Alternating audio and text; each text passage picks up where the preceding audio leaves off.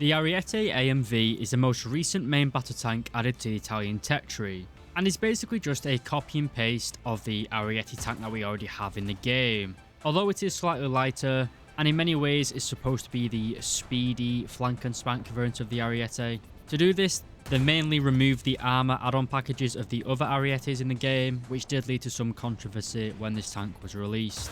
Regardless though, the tank does get the very powerful 120mm gun, as well as the equally powerful DM53 round. But in many ways, this is still just an old Ariete, and isn't really going to be that dominant in game. Before we get ahead of ourselves, let's go over the basics. The Ariete AMV is a rank 7 Italian vehicle located at battle rating 11.3 in arcade, realistic and simulator. This is obviously a tech tree vehicle, so it will come stock, and you will have to grind it out for 400,000 RP points. The cost of the AMV is also pretty high at 1,080,000 silver lions. So with its upgraded DM53 round, as well as its so-called better mobility, is the Italian tech tree finally coming into the meta? Or just like the British tech tree, is it kind of just let down by a mediocre tank? Well, if you've played top tier in War Thunder, I think you already know the answer to that question. But if you'd like to know more, maybe you don't know about War Thunder's meta at the minute, stick around for the rest of the video.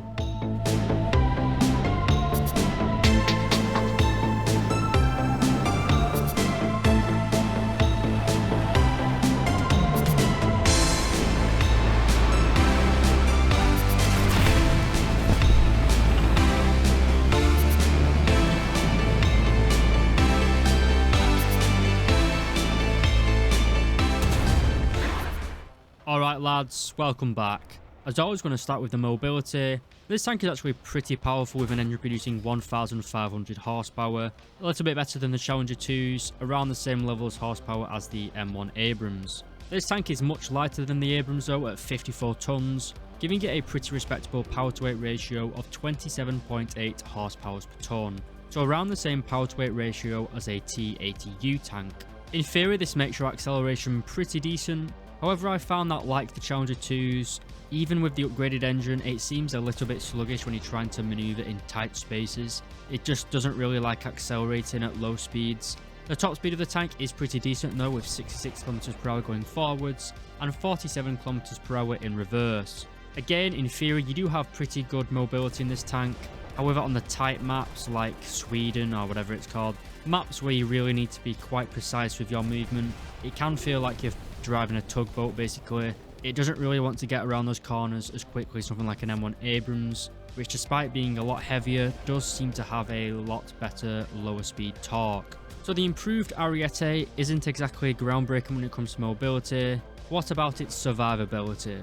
Well, it's an Ariete, so it's awful. Anyway, that's a little bit cynical of me, so let's take a look at this cutout. We can see that just like the Leopard 2s that we have our driver, gunner and commander located in a nice convenient line, so any enemy that happens to shoot at you will get an instant one-shot kill. That's just the left hand side of the vehicle though. If we take a look at the right hand side of the vehicle, not only is our loader there, but we also have pretty much all of the tank's ammunition stockpile. Yes, that's right, this tank does not have any sort of blowout panels or ammunition stored in the turret bustle. All of the ammunition is stored to the right hand side of the driver. This means pretty much any penetrating shot in your lower hull is going to kill you instantly, because your ammunition is probably going to detonate. As I'm sure you can imagine, the deflagration of several hundred kilograms of smokeless powder isn't exactly the best thing for the life expectancy of the crew. So yeah, the survivability of the tank isn't really that great. I guess we should take a look at the armor itself as well, just to round out the review, but it may as well be paper mache armor. Anyway, we take a look at this other cutout, we can see that we do have, in theory, composite armor in the upper part of the hull, as well as the turret front. This is actually a combination of spaced armor as well as composite armor. Anyway, it doesn't really work. It provides around 400mm of protection against APFSDS rounds, which is basically nothing at top tier.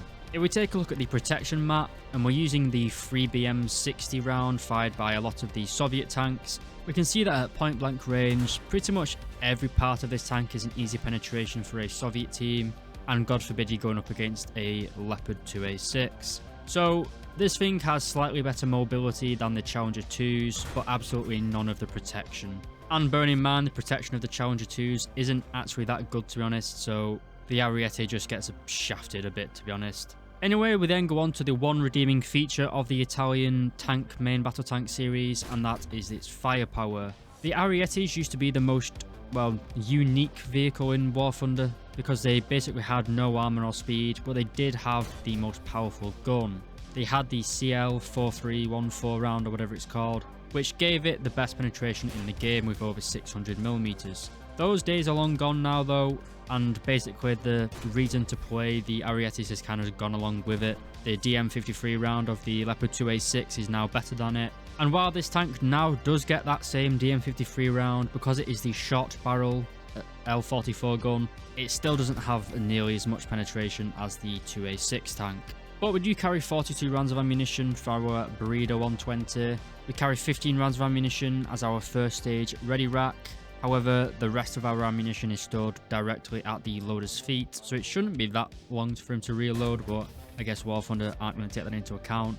The gun itself is fully stabilised in both the horizontal and vertical planes, as you'd expect at top tier. But the vertical guidance is a little bit off NATO standard, with only 9 degrees of gun depression and 20 degrees of gun elevation.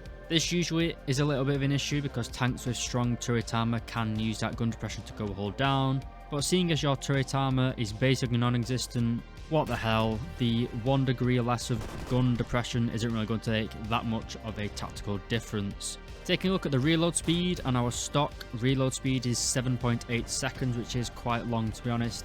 However, with an ace crew that does go down to 6 seconds. Again, this isn't really unique. The Challenger reloads in 5 seconds, and stuff like the Japanese Type 10 and TKX, it's 4 seconds I believe. The Ariete also has pretty good thermal imaging. I believe it has Generation 2 optics, so you can use that to your advantage. We also have a laser rangefinder, as well as a laser warning receiver. This is very handy for knowing that when you are being targeted, and has saved me a few times, particularly against helicopters. It isn't really that helpful against tanks because you generally don't have enough time to react, but it's still good to have in my opinion. Anyway, onto the ammunition, and our stock shell is the DM12A1 round.